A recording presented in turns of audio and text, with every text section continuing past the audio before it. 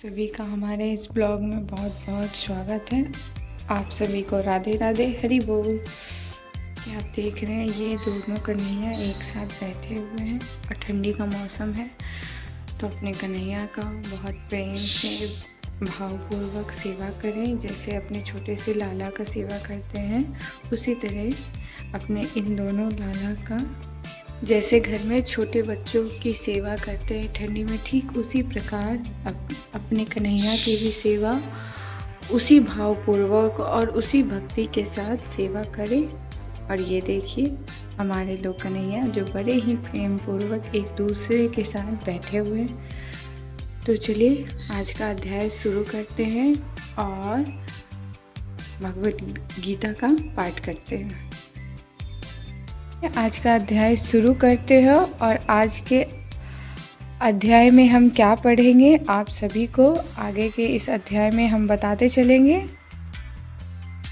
जैसा कि हमने श्रीमद् भागवत गीता निकाल ली हूँ, तो गीता जी को प्रणाम करके और अध्याय में आगे बढ़ेंगे और आपको आगे के वीडियो में हम बताएंगे कि आज के अध्याय में हम क्या पढ़ेंगे और किस टॉपिक पे पढ़ें। तो चलिए गीता जी को प्रणाम करके हम अध्याय की शुरुआत करते हैं। तो आज के अध्याय में हम पढ़ेंगे भक्ति योग और ये श्रीमद् भागवत गीता अध्याय 12 है, जैसा कि यहाँ लिखा हुआ है। तो वाली हमारे मन में ये अक्सर क्वेश्चन या सवाल उठते हैं कि हमें श्री कृष्ण की भक्ति क्यों करनी चाहिए और ये भक्ति क्या है और हमें भगवान की ही भक्ति क्यों करनी चाहिए। ये श्रीमद् भागवत गीता के अध्याय 12 में बहुत अच्छी तरह से बताई गई है। तो चलिए हम पढ़ते हैं कि क्या लिखा हुआ है। तो जैसा कि यहाँ आप देख रहे हैं, इस अध्याय में अर्जुन श्री कृष्ण से पूछते हैं कि ये भक्ति योग क्या है। जैसा कि देखिए यहाँ पूछा गया है कि अर्जुन ने पूछा श्री कृष्ण से, जो आपकी सेवा में सदैव तत्पर रहते हैं या जो अव्यक्त निर्विशेष ब्रह्मा की पूजा करते हैं, इन दोनों में से सबसे अधिक पूर्ण और सिद्ध माना जाए। यानी अर्जुन श्री कृष्ण से पूछते हैं कि जो आपकी सेवा में सदैव तत्पर यानी सदैव आपकी सेवा में लगे रहते हैं, जो निर्विशेष ब्रह्मा की पूजा करते हैं, इन दोनों में से यानी जो आपकी पूजा करते और जो लोग ब्रह्मा की पूजा करते हैं, इन दोनों में से सबसे सिद्ध कौन है और सबसे सिद्ध किन्हें माना जाएगा, निर्विशेष ब्रह्मा को की पूजा को या फिर श्री कृष्ण की पूजा को। तो यहाँ तात्पर्य में डिफाइन करके बताया गया है कि अब तक श्री कृष्ण साकार, निराकार एवं सर्व व्यापकत्व को समझा चुके हैं और अभी सब प्रकार के भक्तों और योगियों का भी वर्णन कर चुके हैं। सामान्यतः अध्यात्मवादियों को 2 श्रेणियां में विभाजित किया जा सकता है।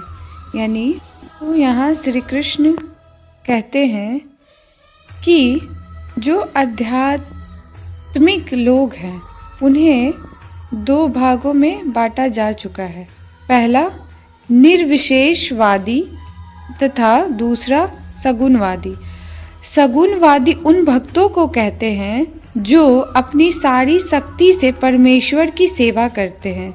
यानी श्री कृष्ण कहते हैं कि जो आध्यात्मिक लोग हैं, जो भगवान की सेवा में लगे रहते हैं, उन्हें 2 श्रेणी में बांट चुके हैं। जो पहले हैं क्या, निर्विशेषवादी और दूसरे हैं सगुणवादी। तो भगवान श्री कृष्ण बताते हैं कि जो दूसरे सगुणवादी भक्त हैं वो किसे कहते हैं। तो सगुणवादी भक्त अपनी सारी शक्ति से परमेश्वर की सेवा में लगे रहते हैं। यानी सगुणवादी भक्त उन्हीं को कहेंगे जो अपने सर्वस्व को परमेश्वर की सेवा में ही लगा चुके हैं।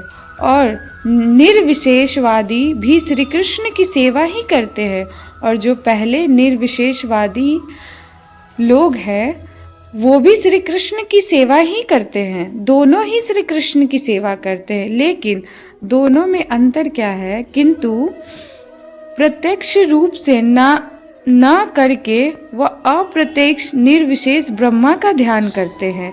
यानी जो निर्विशेषवादी श्री कृष्ण की सेवा तो करते हैं,